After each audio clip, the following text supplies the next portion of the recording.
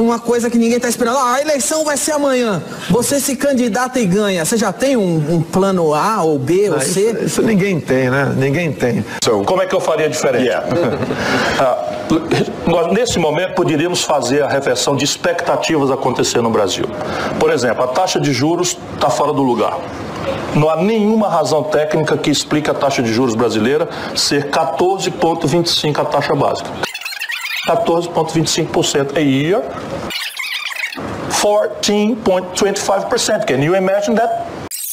Portanto, reduzir a taxa de juros, o cenário é de reversão de expectativa, redução da taxa de juros, eles vão começar a fazer. Eles vão começar a fazer. E a Dilma deveria ter feito. Segundo, emissão de 50 bilhões de reais de títulos transformados em debêntures conversíveis em ação para a retomada do plano de investimento da Petrobras. Acordo de leniência imediatamente com toda a nossa estrutura de construção civil que está colapsada. Dê para os corruptos e recuperar nossa estrutura empresarial e honrar os contratos de investimento da Petrobras. Terceiro, 50 bilhões de dólares das nossas 380 bilhões de dólares de reserva abriria um fundo soberano para a consolidação de passivos de companhias brasileiras mediante um compromisso de investimento e de retenção do emprego. Quarto, já está começando a fazer, eu faria em bases muito mais racionais, reestruturação das dívidas dos estados e municípios, especialmente contra um programa de investimento, não da forma concessiva e clientelista como foi feita, punindo os bons pagadores e sancionando a ineficiência fiscal dos piores pagadores do Brasil, que é o modo PMDB de governar. Basta estudar a história de quem administra o país, com qual prática entre PT, PSDB, PMDB ou eu próprio, e ver quem é sério e quem é que é. E esperar que de uma macieira nasce um maracujá, não vai acontecer. Isso enquanto se ordena um projeto nacional de desenvolvimento que tem 3 blocos de tarefas. O primeiro, consertar a equação de financiamento da economia brasileira em bases estratégicas, porque o Brasil, por causa desses 2 anos, desses 40 anos de crescimento medíocre, a explicação remota é que nós temos uma baixa formação bruta de capital.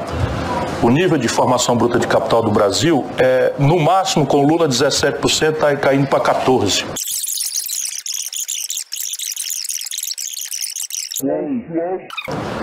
Fora a América, que tem o dólar, ninguém sustenta desenvolvimento sem uma formação bruta de capital de 25%, 27%, 30% por baixo.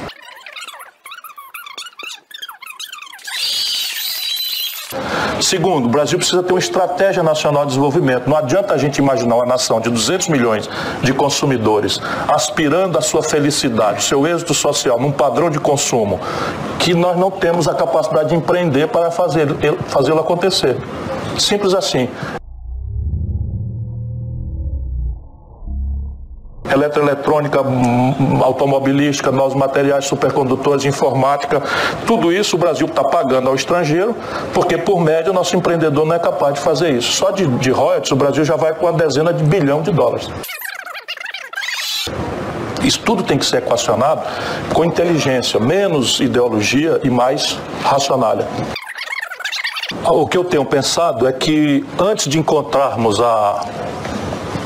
os limites mais constrangedores, eletroeletrônica, informática, novos materiais, supercondutores, nós temos 4 desequilíbrios onde a poupança já está mais ou menos alocada. E eu começaria por aí para ganhar o conceito. Complexo industrial do óleo e gás, petróleo e gás. O segundo, complexo industrial da saúde.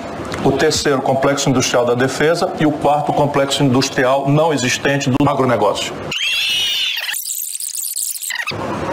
Esses 4 aqui dão uma pista absolutamente poderosa onde o Brasil pode ter protagonismo global com dificuldades tecnológicas menos constrangedoras do que nos outros setores.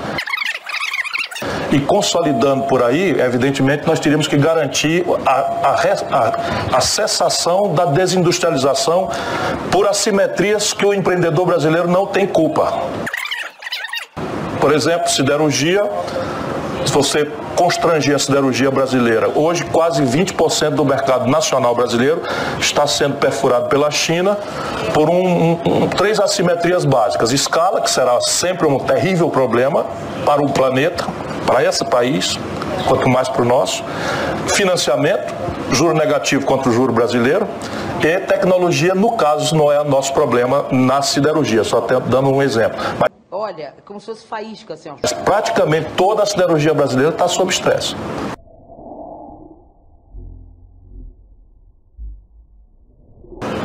E isso é indústria de base.